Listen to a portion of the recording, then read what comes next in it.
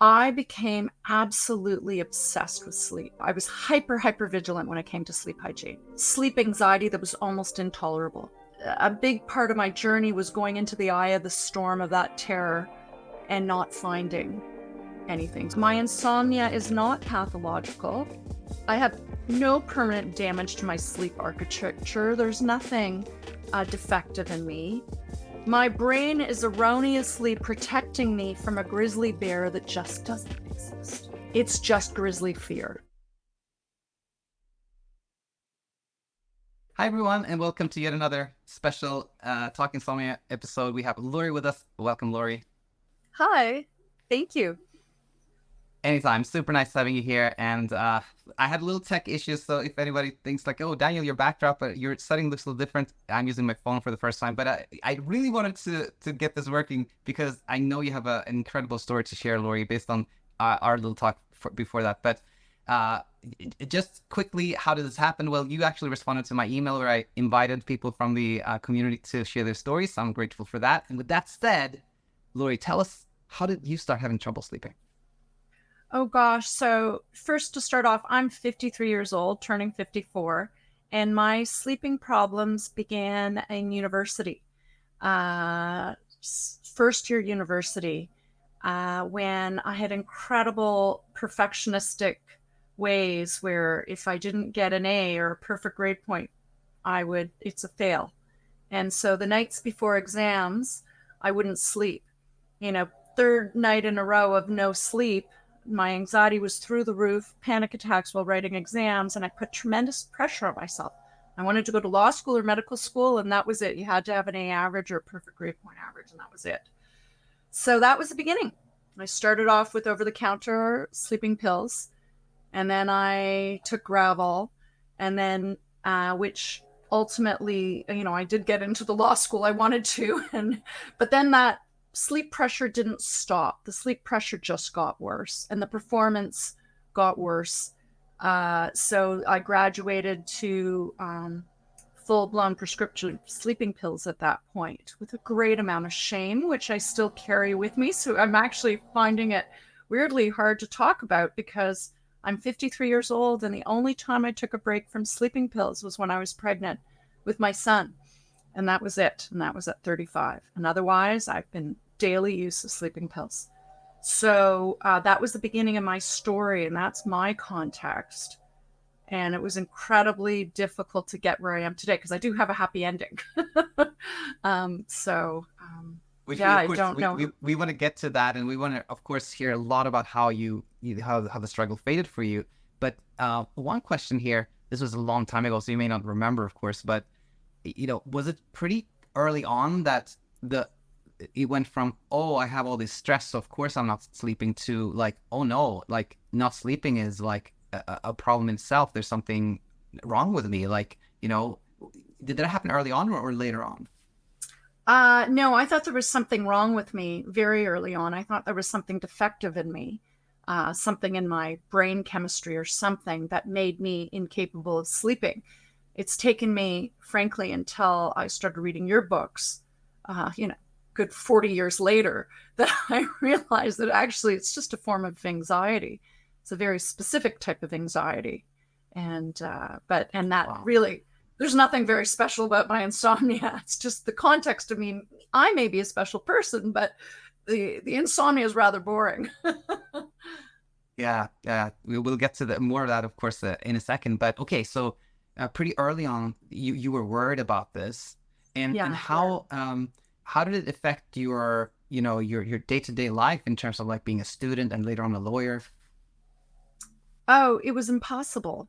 And real life got in the way too. So I felt, especially in those days, being a student or a junior lawyer, life was pretty unforgiving. You had to be in court that morning no matter what.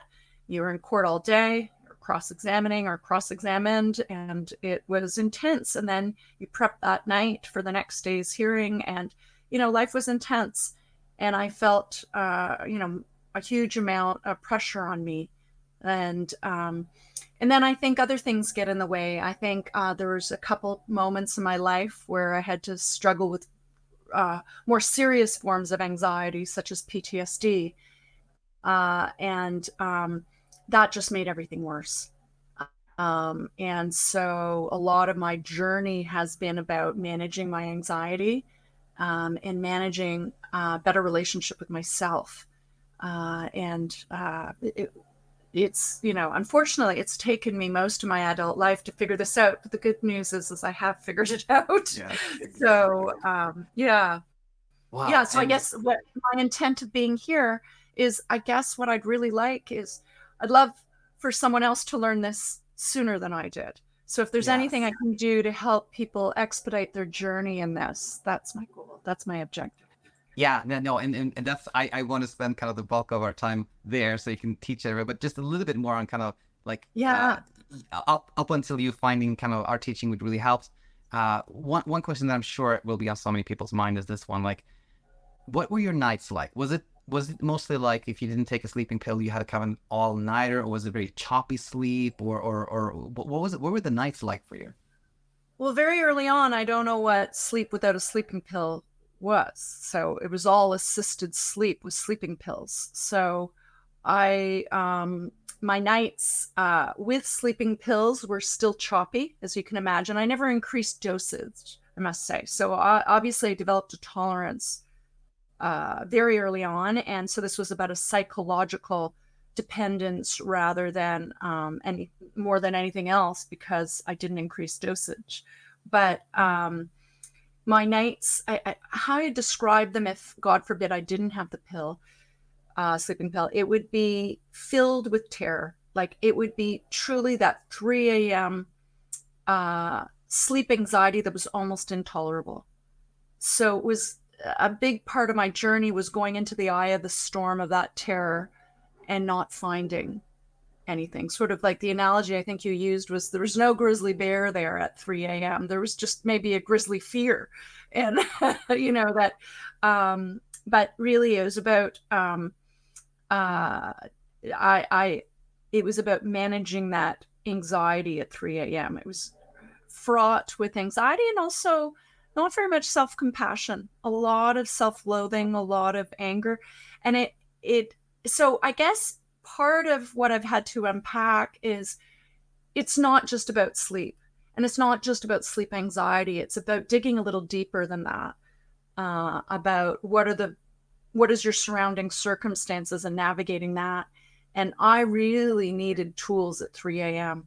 I really needed that help on, we talk about, befriending our wakefulness, but how do we befriend our wakefulness?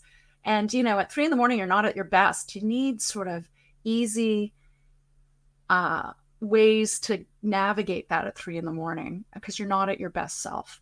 So that is something that I really needed help on. Yeah, yeah, yeah. And I know everybody who's watching is going to be like, okay, I want to hear more about that, and we're going to keep people waiting just a second Yeah, longer. yeah, yeah, So, no, absolutely. I like how you're you know, navigating. just so we get kind of the story. So, for many years, if you didn't have your sleeping pills, your nights were full of dread. Even with sleeping pills, it was difficult. I'm sure like a lot of your days was consumed about thinking of this. So, like, Yes. one other question I have is, like, during these many, many years of struggle, can you name some of the things that you tried? Oh God, yeah, that good question. So everything. If you go into my library, I have a massive section on sleep. I pretty much have read everything on there is, from scholarly articles that are just at a medical setting or a psychiatric setting, to self-help books. Everything you possibly imagine, I have read and or have in my library at home. I became absolutely obsessed with sleep. Obviously, it goes without saying, all my sleep hygiene was, I was hyper vigilant when it came to sleep hygiene, hyper vigilant. And the anxiety I would have if I didn't follow my sleep hygiene rules, oh my goodness. And then I've been to sleep studies, overnight sleep studies, where you'd sleep a couple of nights at a hospital for sleep studies. And of course, it always came back that I was completely fine. And then I'd also done CBTI with various different therapists. thinking, well, if it's not this therapist, maybe it's another therapist that could help me. And, that just reinforced my anxiety. And then I've tried a variety of different sleeping pills. I tried even SSRIs as a alternative, and nothing helped. Nothing helped. And I don't mean this to be a pitch for your book. I mean this very authentically. That it wasn't until I came across you and managing it from an anxiety perspective that it's actually helped me. And it really was a game changer for me. And I, obviously, of course, I have all your books too, And then it's funny, though, I wasn't quite convinced of you, to be honest, at the beginning. Yeah. So what I decided, let me just quickly jump in, Lori, because this is a really, before we talk about kind of like what you learn and how things started to change for you, just one quick question. How did you come across my books or our work? I think there was an article in the Globe and Mail. It was one of the there was this Dutch book that was released a couple of years ago. And then in that same article in the Globe and Mail, they mentioned you as well. And I think that Dutch author had come across you as well. So it was reading this Dutch author's experience. I can run upstairs to my room and grab it. I just can't remember the name of it right now. But maybe I can put it in some subsequent feed. The book is amazing. It's a sort of anecdotal story about their sleep problems, and also talking about a sleep anxiety, sleep loneliness, a lack of feeling of safety, and really what really helped them was you. I see. How interesting. So I think, yeah, just later on, just email it to me and I'll put it in the description so everybody can yeah, you're immortalized in this Dutch book as well. That's incredible. I had no clue. That's incredible.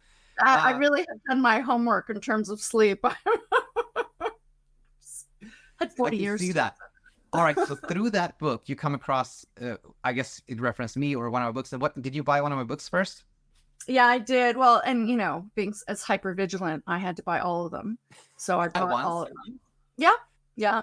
And then, I started reading, listening to a few podcasts.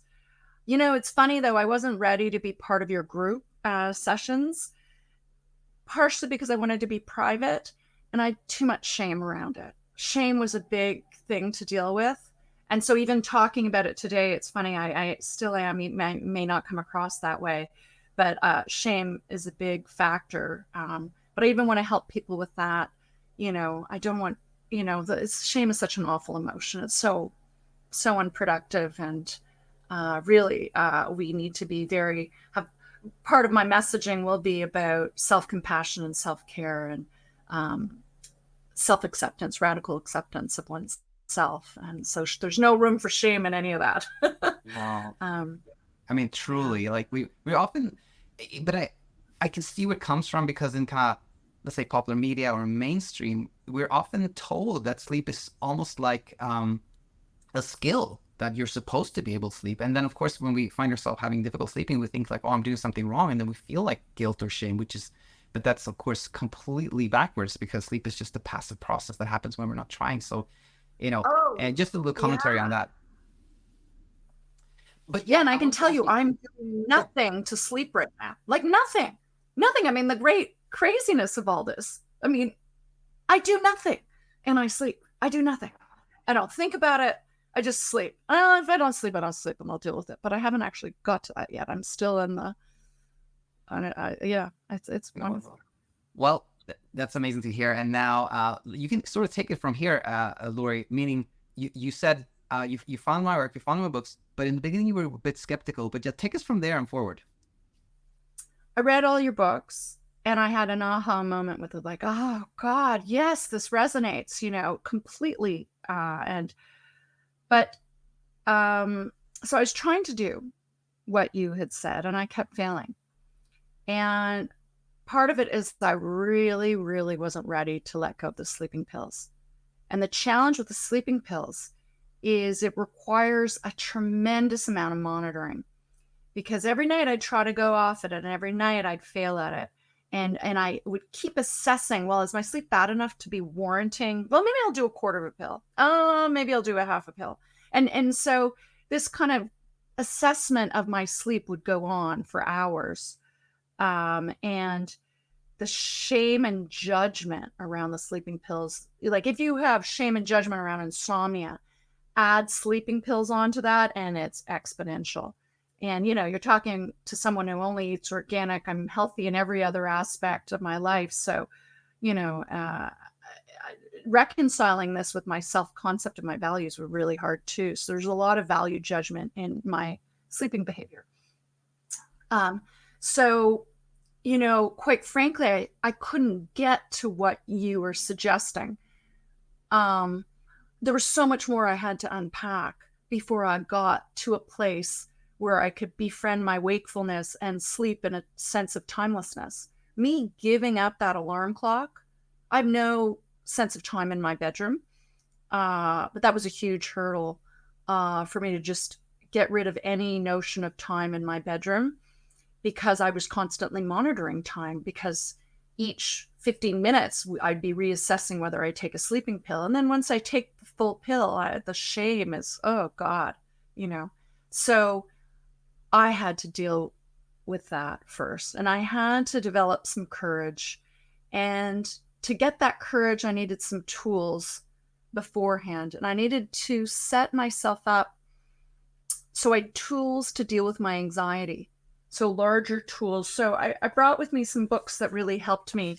I needed to know that at 3 a.m. when I wasn't sleeping and I'm supposed to befriend my sleeplessness, that I knew what to do. So, one of these concepts. So I brought a few books with me.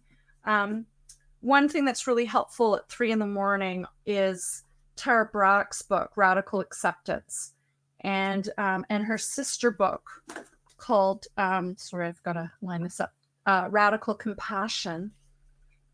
And then there's even another author, if you're not into Tara Brach, who has this very similar thing, but it's interesting reading them as comparative things, is Self-Compassion. And those gave me tools, which is very helpful. So when I realized I needed to start there first.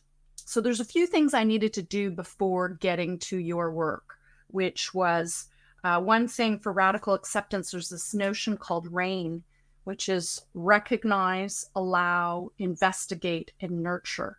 And I needed some simple little tools. Like I couldn't keep rereading entire books at 3 a.m. I just needed to integrate some easy sort of acronyms or learning. So RAIN recognize is what you're recognizing what's going on inside of yourself. What is going on in me? Am I how am I? Do I have a sore stomach? Am I anxious? Am I angry? Am I ruminating?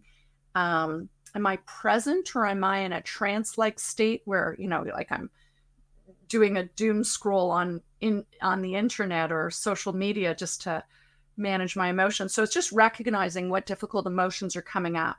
So that recognition piece, I think, is important, and recognizing it at whatever time, and then allowing space for it. So the RAIN is R, recognize, A, allow. And that's allowing space for that a difficult emotion. Lean into it. Take the courage to lean into that emotion and let go of the grip of fear of it.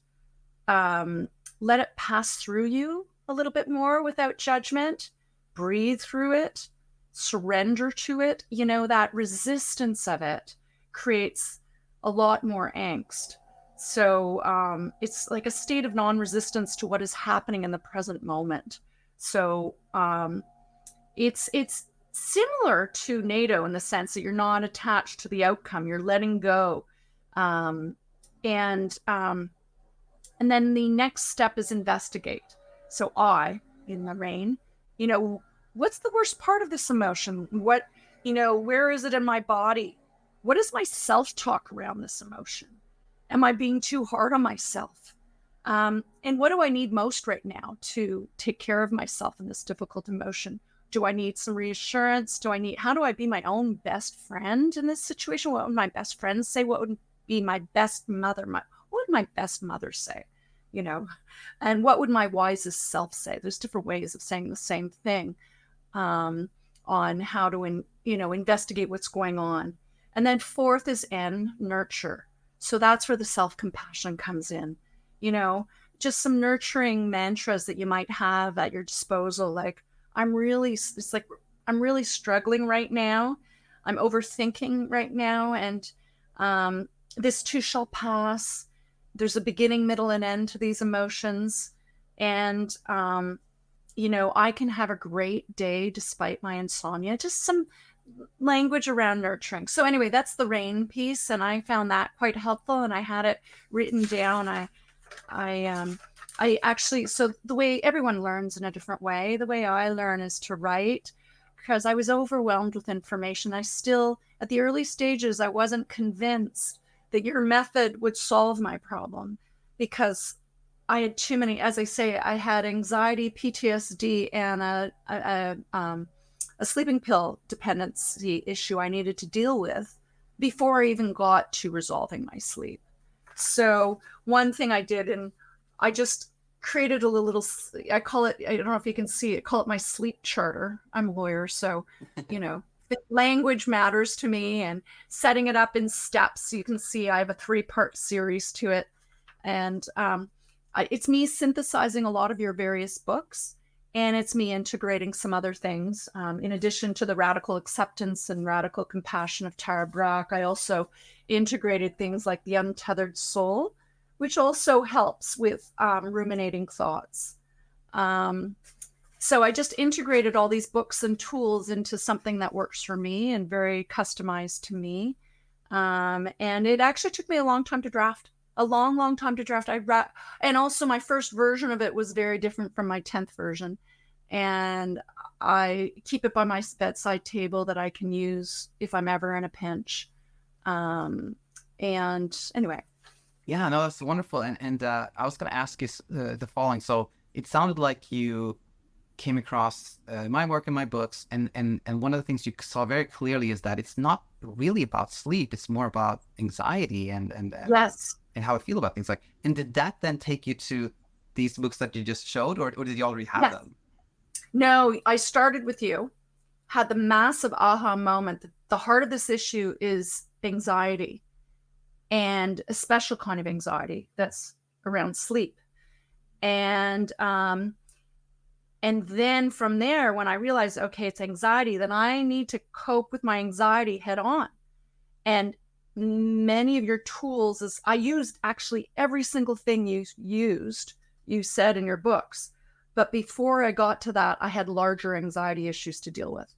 Yeah. So for instance, in your books, you would say with sleeping pills, the key here is you can't keep self-monitoring. You either take them every night and not think about it, or you never take it and not think about it. But either way, don't think about it. And I couldn't do that. And I really wanted to get off them. So I needed to, that was the one hurdle that I needed to cope with ahead of time. And the only way I could get off them was to help with these other tools like the self-compassion, because there was so much, not quite as hard as self-loathing, but there was so much distress in the middle of the night without them. Absolutely. All right. That makes total sense. So now, for the audience here, just, it's a little disclaimer that I often share is that we're compressing a process that probably took months or even longer for you into like a short, 45-minute segment here. But with that in mind, we have seen how you realized you have the big insight. It's about anxiety. You get these books and you work your way through them, and you find, I'm guessing, that the anxiety somehow lessens, and then you're somehow more ready to go back into kind of what we teach and implement that. Is that true, Lori? Yeah, what's interesting? By the time I got to your lessons and your steps, it all started happening very quickly. So I think because I spent so much time ahead of time with these tools, that by the time I got my alarm clock out and had this sense of timelessness, which I think is really key, that, because for me, one of my biggest challenges with the monitoring, right? So you got to stop the monitoring, and you can't keep counting your sleep. Oh, okay, now if I fall asleep now, it's okay because I'll get 6 hours or 4 hours, and 4 hours is core sleep, and that's fine. I'll be able to survive. But that constant assessment of sleep quality, oh, I've woken up 5 times. And, in the CBTI theory of journaling it all, like, and assessing it all, oh my God, did that make things worse for me? Ditching that sort of journaling and assessment of sleep really, really helps. So got rid of I followed everything you said to the T. So that's the other thing. Don't think that, like, it really does make a difference. At first I was trying it while keeping the alarm clock because I wasn't ready to ditch the alarm clock. But that really, really helped. That really helped. I created, in my sleep charter, I created tools to get over my fear of insomnia. That was one set of tools. And then I had to create another one around stop obsessing around sleep, that I've got to stop thinking about it and what I can do to stop thinking about it. And it's funny, the stop trying to sleep was really hard for me. The stop trying. My God, did I try so hard. Like letting go trying was very, very difficult. And speaking of that, oftentimes the kind of obvious sleep efforts, like, the blackout curtain or the melatonin or the sleep time tea, oftentimes that can be a little bit easier to let go of because they're tangible things. But what often people find trickier is kind of the like very, very intangible sleep efforts, when we kind of like, oh, I have to have a blank mind, I have to not think about this. I have to like, did you find that was like... Oh God, I'm a crappy meditator. How judgmental I was about being a bad meditator. That, oh, I'm not meditating properly at 3 a.m. Got to stop thinking about it. Got to meditate. Why can't I meditate better? It's all different sleep efforts, right? Yeah, exactly right. Yeah.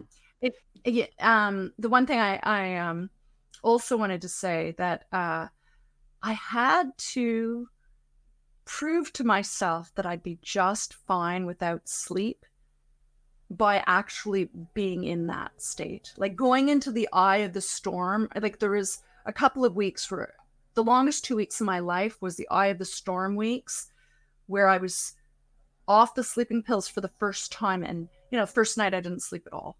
But you read, in your books and your stories, you hear that a lot. First night you don't sleep at all. Second night you don't sleep at all. You think, is this going to last forever? Are you going to die of insomnia? And you don't. I remember in those few nights, I was in the middle of a tennis tournament, and I'd never played better tennis in my life with zero sleep. And I had to give a few I was at a conference where I had to present, all this performance stuff. I was totally fine with zero sleep. And that created some confidence in me that I will, it's not just you saying it, it's actually me experiencing that actually, I really won't die of this. I'll be uncomfortable. I'll have a headache, whatever, but it's all manageable. That really went a long way helping me with my sleep anxiety. So when I'm saying my mantras at night, my positive thoughts of, I can do this, I can sleep, I can manage the next day, I'll be fine, really was genuine and authentic. But it can only be genuine and authentic when you've actually experienced it. So I'm afraid there's no avoiding, in my opinion, going to the eye of the storm of it. Yeah. And realizing firsthand that there's no grizzly bear. There's nothing to be afraid of. There's nothing.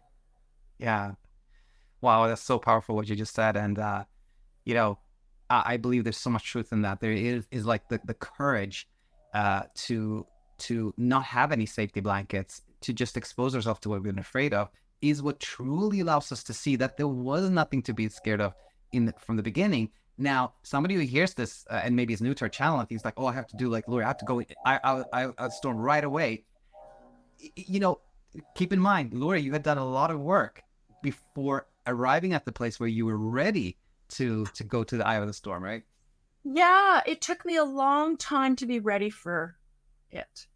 And what I needed to do was create an infrastructure of support around me that all comes from me, but but around me so that I could set myself up for success when I was in the eye of the storm.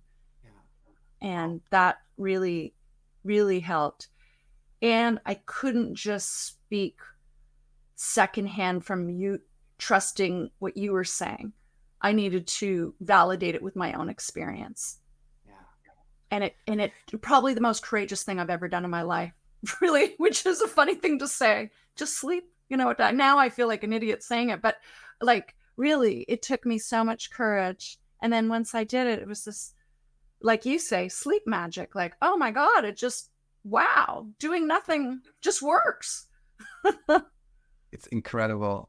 But you know, just to your point there, like from the outside perspective that you have now, it can seem like why do we think this is? It's a huge amount of courage needed. It's kind of the most difficult thing I've ever done when there is actually nothing to be afraid of. It can seem almost kind of paradoxical or silly, but the way I think about it is like the brain actually doesn't make a difference between a real and perceived threat. It's in the word itself. Perceived means it truly thinks it is a threat. So what you did is equally courageous to somebody like standing in front of a charging bull and just being like, okay, you know, that doesn't know the difference. That was extremely helpful in your books, actually, that I had to challenge my thoughts of my own brain error. My brain was making so many errors, and reading those parts of your books, that the brain's just a survival machine about keeping you safe in a flight or flight kind of situation. So I created these mantras. So in my little sleep charter, you'll notice part 2 is about challenging my thoughts and my brain error.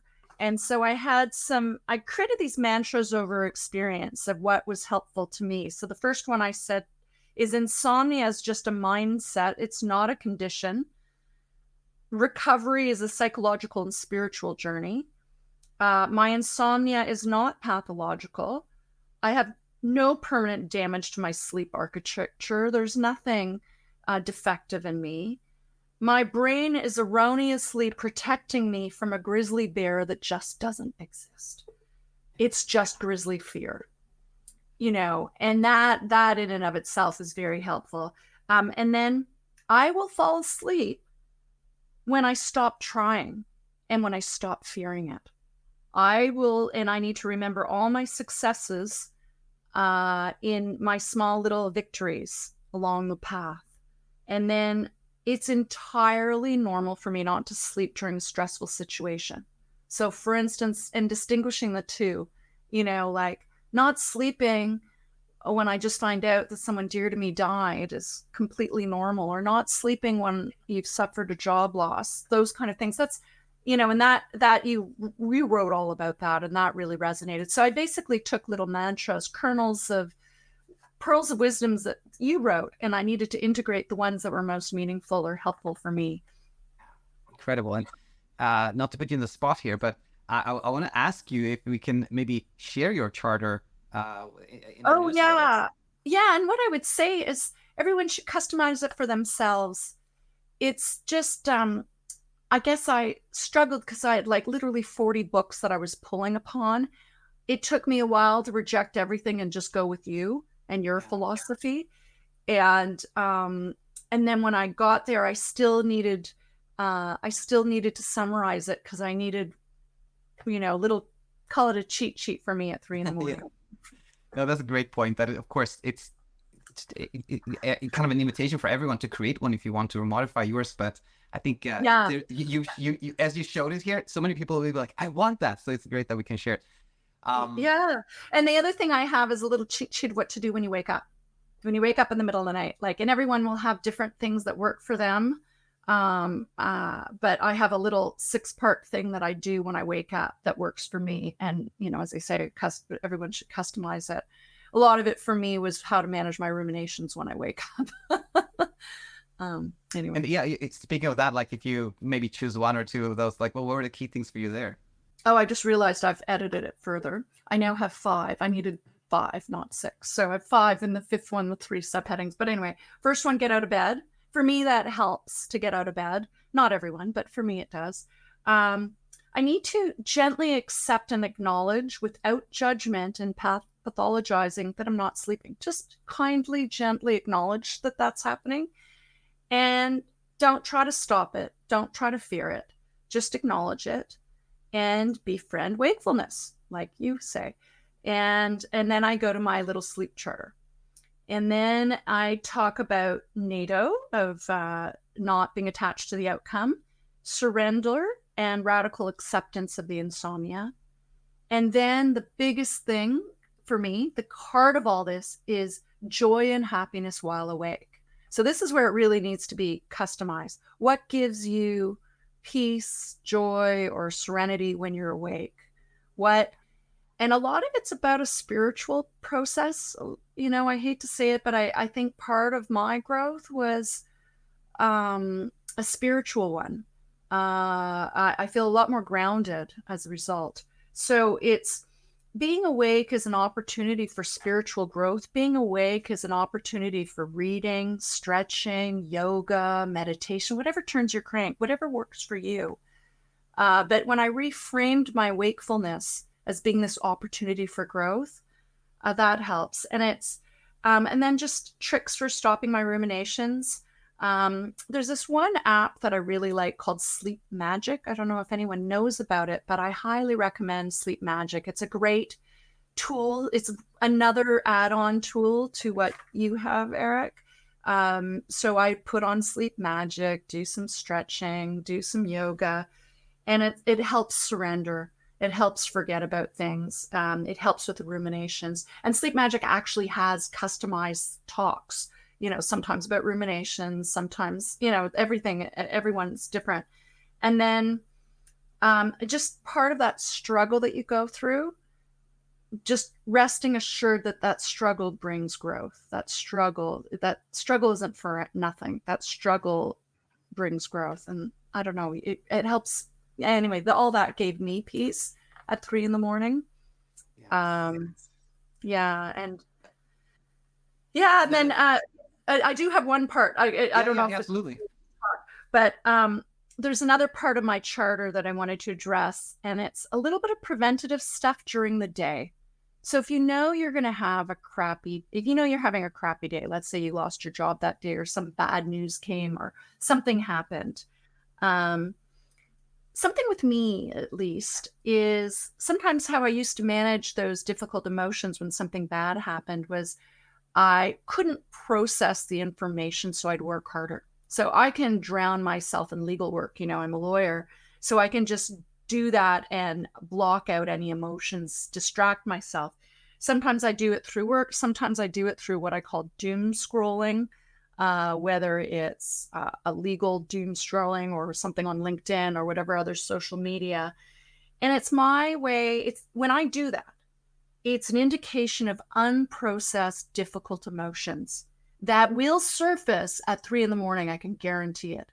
So if you are doing one of those things, like for me, drowning in work or doom scrolling, immediately it should be triggered. Okay, what am I avoiding? What is the unprocessed, difficult emotion that's going to bite me in the butt later on in the middle of the night? Let's deal with it now. Lean into it now. And then creating a time in your schedule, a worry time, a time to actually process that during the day as a preventative medicine. Anyway, so it's like recognizing when you're in a trance-like state because you can't cope with the difficult emotion versus present and peaceful. So that I found helpful. And it just things like that. Like for me, recognizing when I'm self-abandoning, when I'm not taking care of healthy boundaries, whether it's at work or in relationships. I have a different frenetic energy when I don't respect my boundaries, and that impacts my sleep. It impacts my ruminating, which therefore impacts my sleep. So these little things you can do during the day to help set yourself up for success to process emotions, I think is helpful. Wow. Yeah. There's so much wisdom, so much we could talk about. Yeah, I feel like there's so much more, but I wanted to get that one in because you'll see in my sleep charter, if I share it, it has 4 parts. So I've just talked about the 4 parts of it. So yeah, we might do like a Lori part 2 here because I think there's so much more to talk about. But I think what we really want to talk about a little bit before I know you have to go and I have to go too, is, you know, you've gone through this journey, right? You faced the eye of the storm. Things got easier for you. Can you speak a little bit about that? Like how has life in general changed, and what are the things that you learned that you feel applies to life in general? I That's interesting you say that. I'm still trying to figure that out. So this is I'm really do you know when I first scheduled this podcast, do you know I was still on sleeping pills? Like I Really? thought, oh my God, how am I gonna talk about it? So I just thought, well, you said in your thing, like just whatever victory you're at whatever stage you could so I thought I was gonna speak about just a tiny little thing. Um and acknowledge that I'm still in the process. But what I'm still in the process is recognizing the magnitude of this. So a lot of it's subtle. So I'm so much more at peace. I am so calm, so much calmer. Um, Especially around nighttime. It's wonderful. And it gives me a much more serene way of living. And I'm so grateful for that. I trust in myself so much more. I really trust my abilities to manage in a way that I never have before. And that I have the tools in place that I can manage all these difficult emotions or anyway. So that's one big thing. It's sort of trusting in myself, having peace, um, and just trusting. I'll probably have a sleepless night. Oh God, I'm sure I will, but I won't torture myself over it like I used to. I'll manage. I'll be fine. Um, Oh, that's incredible. Wonderful to hear. And I know what's the time now? Look, I can't see it on mine. 3 more minutes, and then I've got to take off Okay. because Oh, I've got to do my okay. day job. We'll make this a really quick last question, which is, as I was talking to you, Laura, you strike me as somebody who is like many in our community, like driven, intelligent, like hardworking, probably approaching this from a very kind of scientific place, right? For many years, but you actually used the word spiritual several times here. For Yeah. me, it was kind of an eye-opening moment when I saw that this is sort of a spiritual journey, and almost like foreign to me a little bit in the beginning. But how was that for you on your end? This really helped. Recognizing this was a spiritual process really, really helped. Um, that you're more than your thoughts Yeah. really helped. Siddhartha, that Herman Hesse book, also speaks to that concept, which is quite helpful. But recognizing that you're more than just yourself, your thoughts. I also think somatic teachings are helpful as well. That somatic yoga, connecting to your body is very helpful as well. So, yeah, that it really is more. When I intellectualized it, you get my thinking brain, and that's the part of me that I actually need to shut down. Right. Well said. Let's conclude there. It was incredible having you as a guest, Lori, and we'll be in touch. Thanks so much for being Well, on I'd today. love to share any other time. Any way I can help, as I say, help people expedite this process faster than my 40 years. So, Uh, no, I look forward to having you back again soon. okay, thanks again. Thanks Bye for now. for everything. Bye, everyone. Ta-ta. Okay. They say that the best things in life are free. And I truly hope that this free video helps you rediscover something else that is free, which is peaceful sleep. If you do find our content here helpful, then please hit the like button, hit the subscribe button, share it with people, because the more views we get, the more people we reach, the more chances of changing lives we have. The thing is, leaving insomnia for good is actually so, so simple. You can and will rediscover a beautiful life at the end of this sleepless tunnel. So, yes, please share it with people, hit the subscribe button, and you will be a big part of leading the change that we so want to see in the sleep universe. Thank you.